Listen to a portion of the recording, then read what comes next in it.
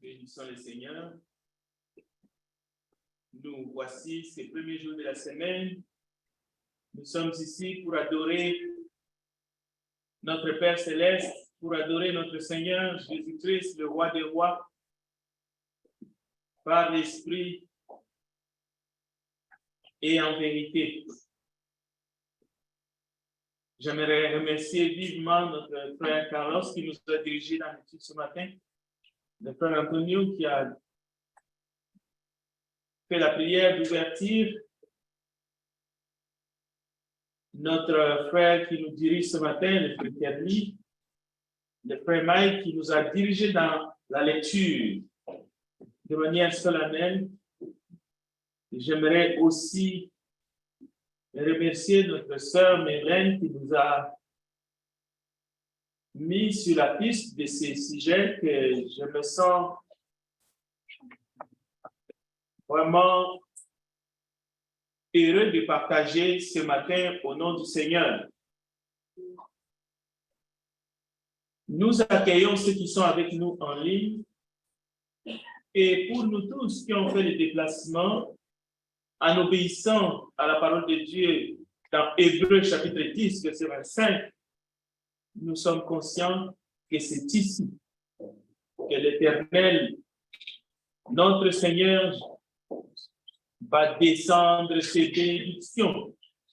Mais nous prions pour tous ceux qui vont nous suivre, qu'ils puissent recevoir autant, parce qu'il est celui qui nous aime et il prend soin de nous.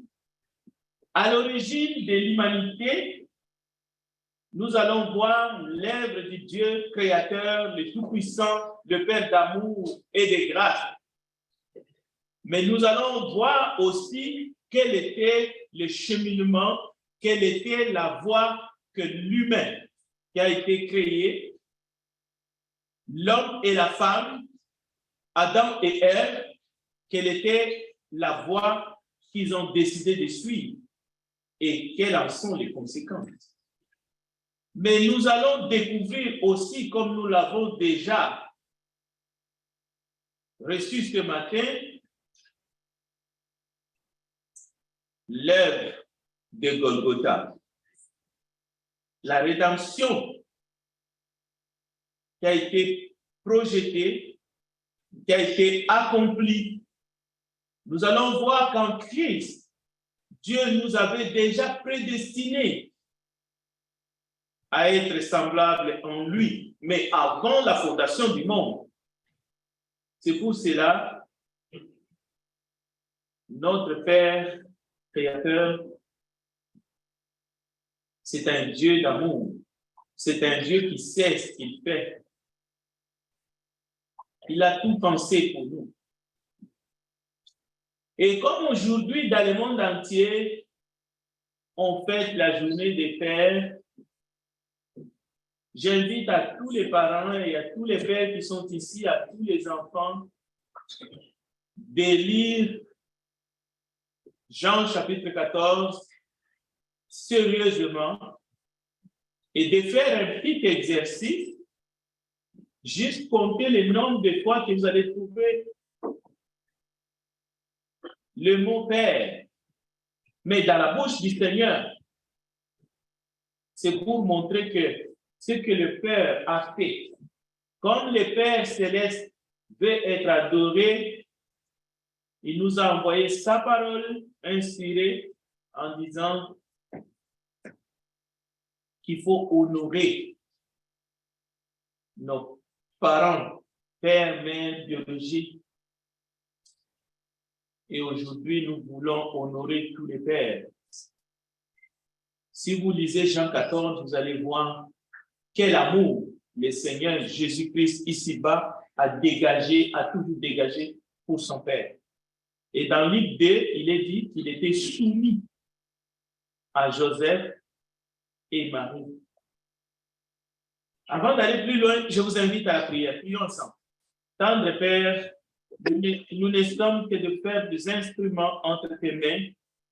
Daigne nous accompagner ce matin dans la compréhension de ta parole, afin que nous puissions vivre par elle et que nous puissions témoigner ton amour et que nous puissions nous réjouir de t'avoir comme Père, mais aussi que nous puissions être reconnaissants pour notre Sauveur qui est venu jusqu'à nous, afin que nous puissions retrouver les jardins perdus. Mais en réalité, il s'agit afin que nous puissions nous reconnecter avec toi, nous réconcilier avec toi et que nous puissions vivre éternellement avec toi. Sois loué, sois béni. Nous te le demandons, Père, au nom de Jésus-Christ. Amen. Amen. Chers frères, chers sœurs, si nous avons lu les Écritures, nous allons comprendre que tout ce qui a été créé, la parole déclare, car de lui, par lui, c'est pour lui que sont toutes choses. Donc, y compris les êtres humains que nous sommes. Nous lui appartenons de par la création. Dans ce sens, Colossiens chapitre 1, verset 16 dit, car en lui ont été créées toutes choses qui sont dans les cieux, sur la terre, les visibles comme les invisibles. La création est tellement remplie. Trône, dignité, domination, autorité, tout a été créé par lui et pour lui. Même les anges, ils ont été créés par lui et pour lui. Et nous pouvons lire encore dans d'autres passages tels que nous l'avons mentionné, Jean 1, 3, 1 Corinthiens chapitre 8, verset 6, vous allez comprendre. Donc, la Bible dit clairement ceci. Adam et Ève furent créés à l'image de Dieu. Nous pouvons les appeler nos ancêtres. Oui, c'est vraiment, il faut comprendre. Parce que dans ce message, il y a du bonheur. Pas seulement de les partager, mais de les comprendre. C'est une grâce de saisir la parole de Dieu, de comprendre le cheminement et de savoir où nous sommes, qui nous sommes, à qui nous appartenons et comment nous sommes arrivés jusque-là. Et qu'est-ce que nous faisons sur cette terre? Donc,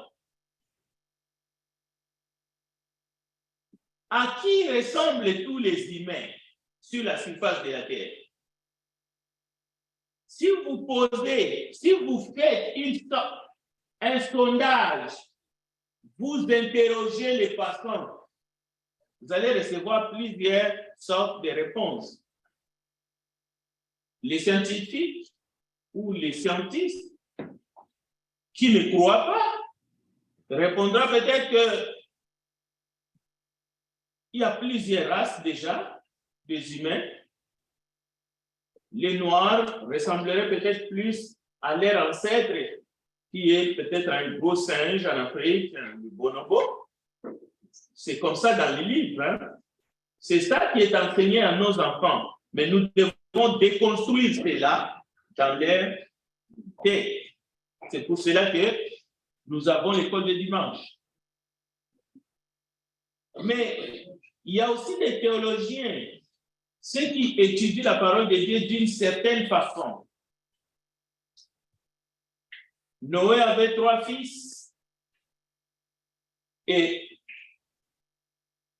ces fils de Noé sont comme les 3 origines de 3 différentes races dans le monde. Or, vous savez très bien, il n'y a pas que 3 races. Alors, il y a aussi les descendants des enfants de Noé, et ainsi de suite. Mais les philosophes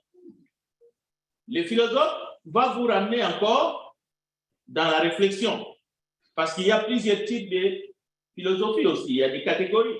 Mais nous avons eu à étudier dans la partie où nous sommes allés à l'école, la philosophie Bantou.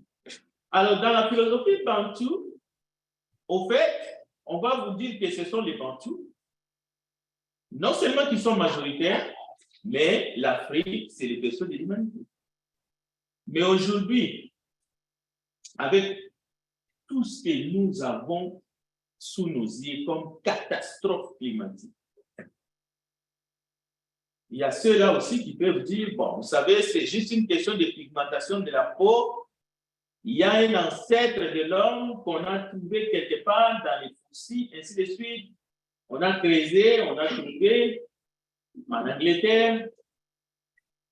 Mais la Bible déclare que l'homme et la femme, Adam et Ève, furent créés à l'image de Dieu et à sa ressemblance. Nous allons voir ça dans les textes bibliques. Dans le livre de la Genèse, il est dit au commencement était la parole de Dieu. Au commencement, Dieu créa les cieux et la terre. Jean, chapitre 1, verset 1, répète à peu près la même chose pour parler de Jésus-Christ. Dieu a créé le premier jour, le deuxième jour, le troisième, mais au sixième jour, c'est là où nous trouvons au verset 26, puis Dieu dit, faisons l'homme à notre image, selon notre ressemblance, qu'il domine sur les poissons de la mer, sur les oiseaux du ciel, sur le bétail, sur toute la terre et sur tous les reptiles qui rentrent sur la terre. Dieu créa l'homme à son image, il le créa à l'image de Dieu, il créa l'homme et la femme. Donc l'homme a été créé à l'image de Dieu, la femme a été créée à l'image de Dieu. Eh bien, il s'agit de Adam et Ève. Et Dieu les bénit.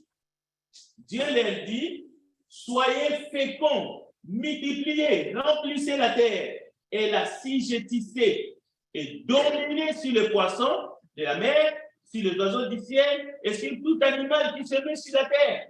Et cela fit ainsi. Et le verset 31, notez bien, Dieu vit tout ce qu'il avait fait et voici, cela était très bon. Maintenant, nous pouvons nous interroger. C'est tellement beau, tout ça. Ça aurait pu rester comme ça. Mais d'éternité en éternité, méfiez-vous, les choses se sont gâtées. Ça n'a pas duré longtemps, cette félicité. Oui, si nous regardons seulement ce que Dieu a dit ici, on peut se poser seulement la question sur les animaux, les poissons et tout. Quelle était la domination que Dieu, à l'origine, avait donnée à l'homme? Ce n'est pas la domination que nous croyons aujourd'hui, qui est l'extermination des espèces, y compris de la végétation. Non, ce n'est pas ça que Dieu a dit à l'homme. Lorsque Dieu dit à l'homme de dominer sur les animaux, ce n'est pas exterminer les races. Il y a des espèces qui sont en voie d'extermination. Ce n'est pas de cette domination-là. Non, il s'agissait de la domination où les loups et l'agneau, un petit enfant, peut prendre les tigres et il se promène avec lui et il lui parle. C'est de cette domination-là. Donc, on peut se poser la question si aujourd'hui, c'est qui domine? Il y a des animaux qui prennent leur maître ou leur maîtresse et ils font d'eux un dîner. Les chasseurs vont à la chasse, mais un animal peut se retourner, il casse l'âme et il met fin à la vie du chasseur. Ça arrive. Mais l'homme, avec son intelligence, il extermine les gorilles. Il les extermine, il les vend, il les met dans des cages pour que les gens viennent voir et payent l'argent. Eh bien, ce n'est pas de cette domination-là que Dieu a dit à l'homme. De déplacer, enlever l'animal dans son élément naturel et l'amener là où il ne peut plus vivre. Alors l'animal devient fou. Il ne s'agit pas de dresser ton chien au point qu'il va s'en prendre à tous les passants et le jour qu'il va mordre quelqu'un, on l'euthanasie. Ça, c'est la barbarie. Ce n'est pas la domination que Dieu a dit. Ceci doit être clair. Cela veut dire qu'il s'est passé quelque chose et nous allons le voir. Mais Dieu a dit que cela était très bon. Soyez féconds, remplissez la terre. Là encore, nous pouvons dire beaucoup de choses. Mais nous n'avons pas les temps.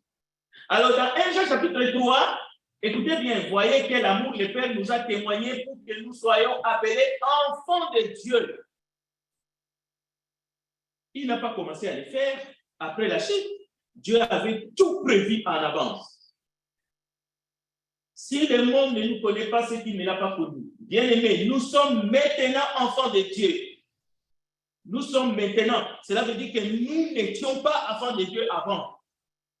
Pour ceux qui ont reçu cette lettre. Mais nous savons que lorsque cela sera manifesté, écoutez bien, nous serons semblables à lui. Un jour, nous marchons, nous serons, nous commençons à être, nous naissons de nouveau, ainsi de suite. Nous serons semblables à lui. Lui qui? Jésus, parce que nous le verrons tel qu'il est. Quiconque a cette espérance en lui se purifie comme lui est pur. Donc nous sommes là, en écoutant la parole de Dieu, Dieu est en train de nous purifier. Dieu est en train de nous préparer pour que nous puissions aller de gloire en gloire, que nous puissions ressembler à son Fils. Bien-aimés. Alors, qu'est-ce qui s'est-il passé à la chute de l'homme? Un prédicateur, un jour, était en train de prêcher la parole de Dieu et dans la salle, on lui a demandé, mais vous êtes en train de parler que nous devons devenir des enfants de Dieu. Tout le monde ne sont-ils pas enfants de Dieu? Le prédicateur a dit non. Tout le monde ne sont pas enfants de Dieu. Tout le monde sont des descendants d'Adam. Regardez, quelques minutes seulement après la création d'Ève, quelques minutes, pour ne pas exagérer, disons quelques heures, le même jour, alors que le Dieu Tout-Puissant termine de créer la femme par la côte prise, alors, elle est la femme légitime d'Adam. Créée, mariée,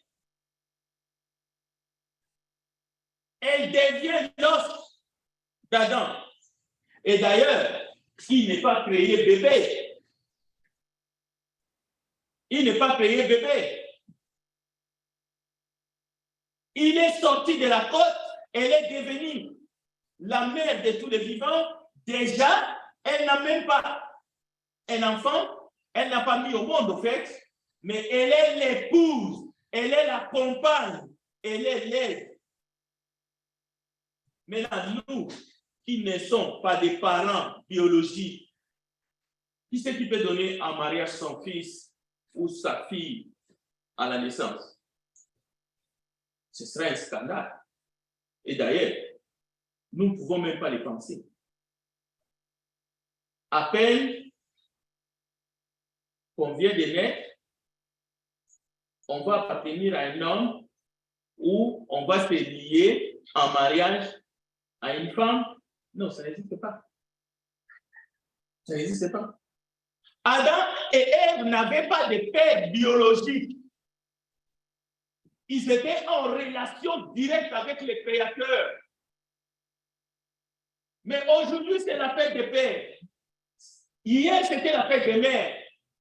Cela veut dire, au départ, Adam et Ève sont créés à l'image de Dieu.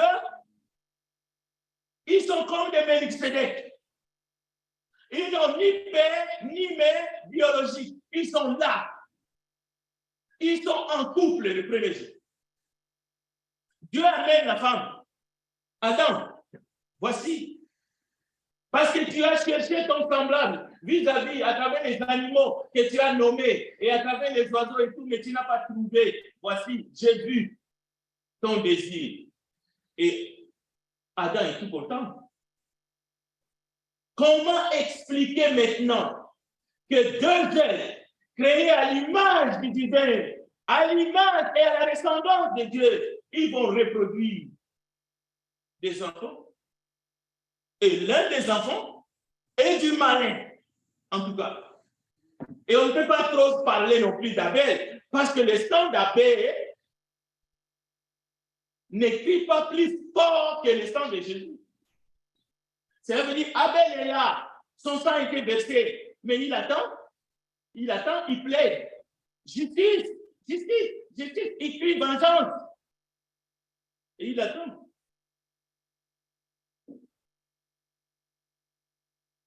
Adam et Ève, ils vont produire un monstre. Et ce monstre s'appelle Caïn. Et cela n'était pas fait au hasard. C'est parce qu'il y a eu chute, il y a eu dégringolade, il y a eu désobéissance, il y a eu cassure. Dieu s'est séparé de l'homme qu'il a créé, de la femme qu'il a créée, en qui il a mis son image et sa ressemblance. Et vous savez, on peut utiliser le terme perdre. On peut utiliser le terme qu'ils ont perdu quelque chose. On peut utiliser aussi le terme qu'ils ont déformé. Cette image-là était déformée en ligne. Peu importe. Vous pouvez perdre une perle. Cela ne veut pas dire que cette perle n'existe plus. Ça existe quelque part, tellement que vous ne le voyez pas. Et puis, quelque chose peut être déformé en vous. Cela ne veut pas dire que cette chose disparaît. Mais elle n'est plus dans son état normal. Peut-être qu'il faut changer la pièce. Mais nous verrons, Dieu n'a pas changé la pièce. Dieu n'a pas réparé son image dans l'homme. Dieu va nous recréer en Jésus-Christ. Nous allons naître de nouveau en Jésus-Christ. C'est pour cela que nous allons aller retrouver cette image-là perdue. Et nous pouvons lire par exemple 1 Jean chapitre 3. Et le frère Mike l'a bien lu. Nous avons porté l'image de celui qui est terrestre, c'est-à-dire d'Adam.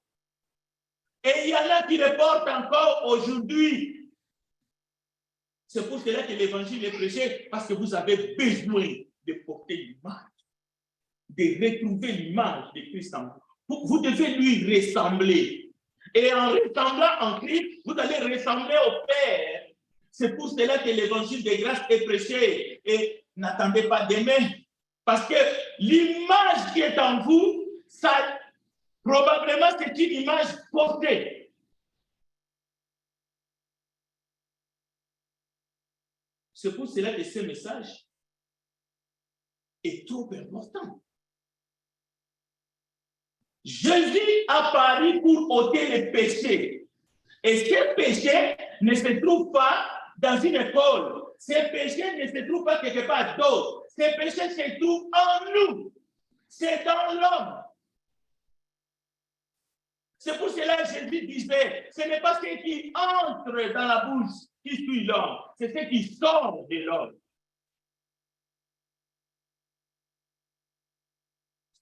Écoutez, le Fils de Dieu apparut afin de détruire les œuvres du diable qui est en nous, qui est dans l'homme. La sémence de Dieu demeure en l'homme, ou cette sémence ne demeure plus en l'homme. Lorsque l'homme pratique les péchés, mais lorsque l'homme est né de Dieu, lorsque l'homme est né d'en haut, lorsque l'homme est né de nouveau, il est recréé en Jésus. Écoutez, le verset 11. Je vais lire le verset 9. Quiconque est né de Dieu ne pratique pas le péché parce que la sémence de Dieu demeure en lui. Et il ne peut pécher parce qu'il est né de Dieu. C'est par là que se font connaître les enfants de Dieu et les enfants du diable. Quiconque ne pratique pas la justice n'est pas de Dieu, non plus celui qui n'aime pas son frère. Car ce qui vous a été annoncé et ce que vous avez entendu dès le commencement, c'est que nous devons nous aimer les uns les autres. Écoutez le verset 12. Et ne pas ressembler à Caïn, qui était du malin et qui tua son frère. Et pourquoi le tua-t-il? Parce que ses œuvres étaient mauvaises et que celles de son frère étaient justes. Ne vous étonnez pas si le monde vous haït.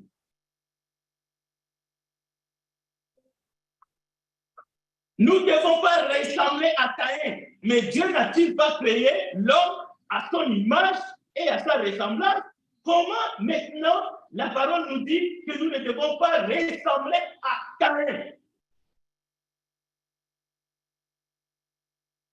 Depuis la chute de l'homme, l'humanité ressemble plus à Adam, plus à Caïn qu'à toute autre chose. Observez, soyez honnêtes, vous allez voir, les humains s'entretuent. Mais les humains ne s'entretuent pas seulement, les humains exterminent les animaux. Les humains sont devenus méchants, même plus qu'au temps de Noé. Même si la parole nous dit, ça sera comme au temps de Sodome et Gomorrhe. Mais on peut dire aujourd'hui, c'est voilà l'image que nous portons. La question qu'il faut se poser, c'est que est-ce que l'image de Christ est en moi, habite en moi? Si oui, comment? Comment? Mais ce qui s'est passé à la création, à l'origine, oui, ça s'est passé comme tel. Mais nous savons tout de suite, avant même que le premier couple, Adam et Ève, puisse avoir les fils aînés, le chaos s'est installé. Alors qu'ils avaient reçu le mandat de remplir la terre, de se reproduire, d'être féconds. Mais encore une fois, il ne s'agit pas de remplir le monde comme on remplit une bouteille. Parce que Dieu nous a dotés de toutes les capacités, doué d'intelligence, toutes ces choses-là. L'homme était doué de sagesse. Mais au lieu de s'occuper, de cultiver la terre et de ce que Dieu leur avait donné comme mandat de gérer, tout ce qu'ils ont fait, c'est de léguer leur pouvoir au diable. Ils ont désobéi et tout s'est dégradé jusqu'au bout. Mais gloire soit rendue à Dieu parce qu'il a prévu un rédempteur. C'est pour cela que nous sommes là ce matin, pour les louer, pour les glorifier, afin que nous puissions retrouver le paradis terrestre. Maintenant, l'homme est toujours dans cette condition. C'est pour cela que nous devons prêcher l'évangile, pour que ceux-là qui ont perdu l'image de Dieu en eux, à cause de ce qui s'est passé dans le jardin d'Éden, puissent saisir la grâce de Dieu. L'Éternel fit tomber un profond sommeil sur l'homme. Il prit un de ses côtes et ferma la chair à sa place. L'Éternel Dieu forma une femme de la côte qu'il avait prise de l'homme. Nous avons dit qu'il a amené la femme vers l'homme. L'homme dit, voici cette fois-ci, celui qui est os de mes os, la chair de ma chair, on l'appellera femme. La Bible dit, les deux étaient tous deux nus, mais ils n'avaient point honte. Mais aujourd'hui, qu'est-ce que nous ne voyons pas dans les réseaux sociaux? Il y en a même qui sont prêts à se suicider parce qu'eux-mêmes, ils prennent leur nudité, ils mettent dans les réseaux sociaux. Eux-mêmes, ils se filment dans leur débat. Quelqu'un d'autre ramasse ça, il met dans les réseaux sociaux, après il dit, je vais me tuer, on est en train... Mais qui vous a dit de vous filmer? l'histoire de Caïn, ce n'est pas une utopie. Nous ne sommes pas ici dans la légende. Écoutez, Adam était un être réel. Il a vécu ce qu'il a vécu jusqu'à 130 ans. Mais le problème ici, ce n'est pas le péché d'Adam, mais c'est les conséquences de sa désobéissance qui a touché l'humanité entière, la race humaine. Et parce que nous sommes de la race humaine, cela nous concerne. Cela nous concerne. Cela nous concerne. L'Éternel a pris le temps, il a pris des soins de dialoguer avec Caïn pour montrer que Dieu n'est pas rancunier. Il lui dit, Caïn, où est ton frère? Il répondit, je ne sais pas. Suis-je le gardien de mon frère? Et Dieu lui dit, qu'as-tu fait? Qu'as-tu fait? La voix du sang de ton frère crie de la terre jusqu'à moi. Maintenant, il faut que le Dieu d'amour prononce la sentence. Maintenant, tu seras maudit de la terre qui a ouvert sa bouche pour recevoir de ta main le sang de ton frère, de la main de Caïn. Tu seras un vagabond. Tu cultiveras le sol, il ne te donnera plus sa richesse. Est-ce que vous comprenez pourquoi l'évangile est prêché? Mais l'Éternel, dans sa grâce, il protège Caïn. Parce qu'il sait son projet. C'est lui qui va tuer Caïn. Caïn sera vengé cette fois. L'Éternel fait ça encore aujourd'hui. Dieu n'aime pas la mort de pécheur, mais il veut qu'il se convertisse, qu'il change de vie et qu'il naisse d'en haut, qu'il reçoive la grâce de Dieu et le pardon de ses péchés. Amen. Donc, chers bien-aimés, pour comprendre que le livre de la Genèse, ce n'est pas un livre de légende, il y a des généalogies. Il y a la descendance. Dans la descendance de Noé, vous allez trouver Jésus. Il est dans cette descendance-là. Cela veut dire, ce n'est pas des histoires à faire dormir debout. Sommes-nous condamnés à vivre dans le péché toute notre vie? On attend tous les hommes pêchent. C'est dans la nature humaine de pécher. Ou encore, tu ne peux pas t'en empêcher de toutes les façons, c'est ta nature qui est inclinée vers le mal. Oui, c'est vrai. Il y a des expressions, c'est naturel à l'homme de pécher. Il y a même des expressions comme chacun est naturel, il revient au galop. Quel père, quel fils. Cela veut dire que le fils hérite le caractère de son père. Mais il y a aussi quelle mère, quelle fille. Tout ça, ce sont des... Et d'ailleurs, si vous allez dans Ézéchiel, vous allez trouver le proverbe quelle mère, quelle fille. C'est dans la Bible. Ézéchiel chapitre 26. Mais c'est une figure de style parce qu'il est question d'Israël qui n'était pas reconnaissant, que Dieu a aimé. Mais il est allé se prostituer. C'est pour cela qu'il a reçu de la bouche du prophète telle mère, telle fille.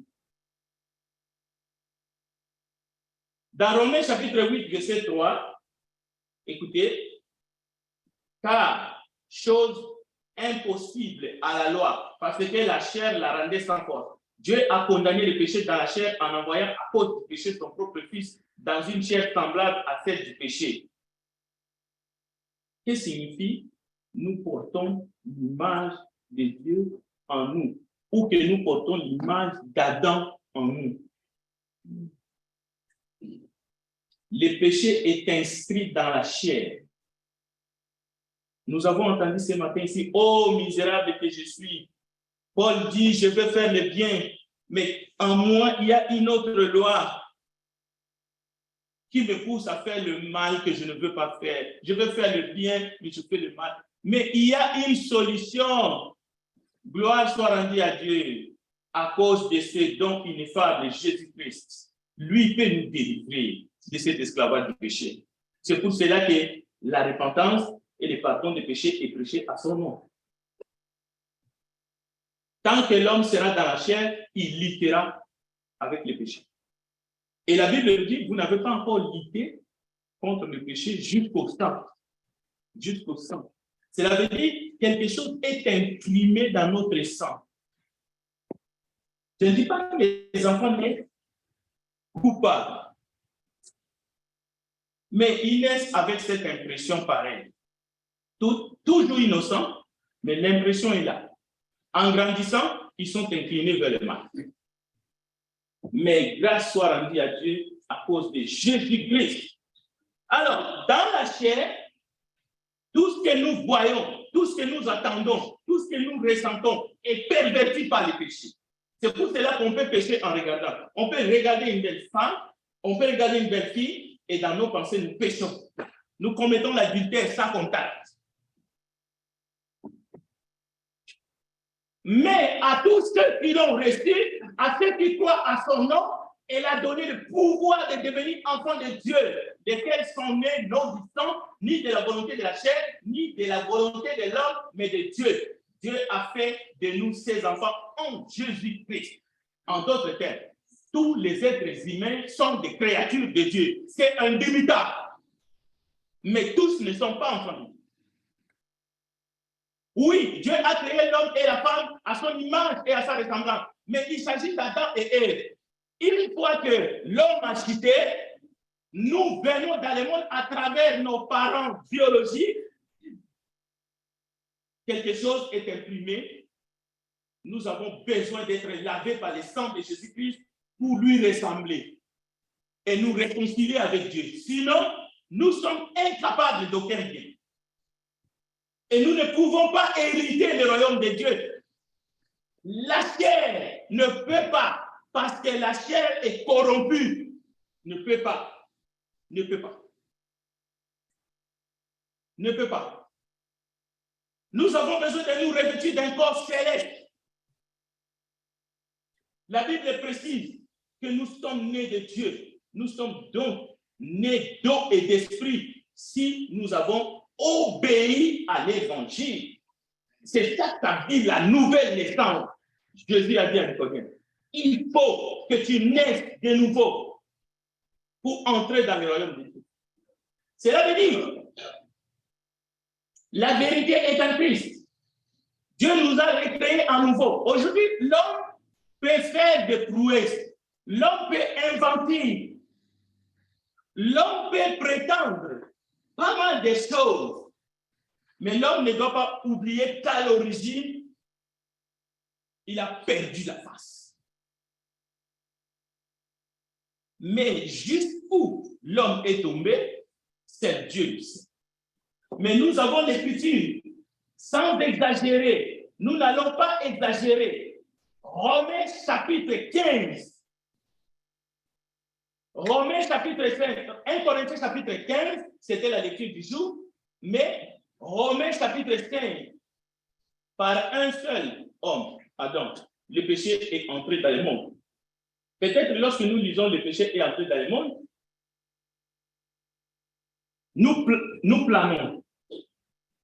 Non, le péché est entré dans l'homme, dans le cœur de l'homme.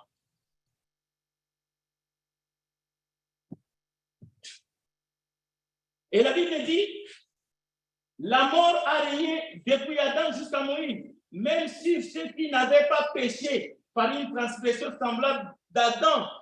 Donc la race humaine est touchée à cause du premier Adam. Mais nous avons le second Adam, qui est un esprit vivifiant. Alors, ce matin, vous avez besoin, en tant qu'humain, de ne pas continuer à porter l'image d'Adam ou de porter l'ADN de tes parents, au moins 50%. Non, vous avez besoin de porter l'image de Christ, qui est le dernier Adam. Et lui, il vous le donne. Comme Dieu donne son esprit à ceux qui lui obéissent. Il vous suffit tellement de dire, je le veux. Il vous suffit tellement de vous lever et de dire, comme les geôliers, que dois-je faire pour avoir la vie éternelle? l'origine de la race humaine, la nature de l'humanité a pris une tangente à la chute de l'homme. Écoutez, ne vous méprenez pas. Ce n'est pas une question de honte. Non, Dieu a fait les choses bien. Mais à cause du péché, les choses ont pris une tournure. C'est pour cela que la bonne nouvelle est prêchée. Oui, Dieu nous a créés à son image et à sa ressemblance. Mais c'était à la création, à l'origine. C'était Adam et Ève. Mais nous naissons. Nous naissons. Nous grandissons dans un environnement pollué. C'est pour cela même ce monde et ce ciel-là vont être remplacés par de nouveaux cieux et une nouvelle terre. Où la justice habitera. Où les lions, les lionceaux, la brebis mangeront de la paille. Un petit enfant les conduira. Nous attendons ce monde-là. Nous attendons ce retour triomphant de Jésus-Christ parce qu'il va venir chercher les siens. Voilà les vrais enfants de Dieu. Tous les humains ne sont pas enfants de Dieu. Tous les humains ne portent pas l'image de Dieu. Ceci doit être clair et net. Mais tout être humain, quiconque veut, il peut porter l'image de Christ. Parce que c'est lui le Rédempteur. C'est lui qui est venu nous racheter. C'est lui qui est venu nous recréer. Alors, nous avons un message qui est fort. C'est plus que toutes les bombes atomiques. Nous devons annoncer ce message pour que l'homme perdu, l'homme vendu au péché, puisse retrouver l'intimité avec le Père. Oh, bien-aimés, Adam et Ève, lorsqu'ils se sont connus sexuellement, c'était après avoir désobéi au Créateur. Et toute la postérité d'Adam, la race humaine, nous avons porté l'image d'Adam, sans le demander. Mais gloire à Dieu pour Jésus-Christ. L'image de Dieu, je terminerai ici, fait référence à l'aspect immatériel de l'homme, qui met l'homme à contact avec son Créateur, Dieu qui est esprit et vie. L'image de Dieu fait référence aussi à la capacité de l'homme à la création de vivre éternellement dans un corps qui était glorieux. Mais nous avons perdu cela. Nous portons un corps qui est abîmé. Mais vous ne pouvez pas imaginer. Nous avons besoin de nous débarrasser de ce corps. Parce que dans le sang, dans ce corps, il y a les péchés. Mais le sang de Jésus-Christ nous purifie de tout péché. Je vais m'arrêter. On a déjà dépassé 4 minutes. Je vais simplement demander à notre frère Kerry qui nous dirige ce matin dans les cantiques qu'il vienne afin que nous chantons les chants d'appel et que si votre cœur bat à la chamade, sachez que Dieu vous appelle. N'hésitez pas. Ne regardez même pas celui qui est assis à votre côté. Il ne sera pas là les jours de votre mort ou les jours que Jésus reviendra. Il ne sera pas, elle ne sera pas. Tu seras seul devant ton Dieu et devant les juges des juges. Que Dieu bénisse sa parole. Amen.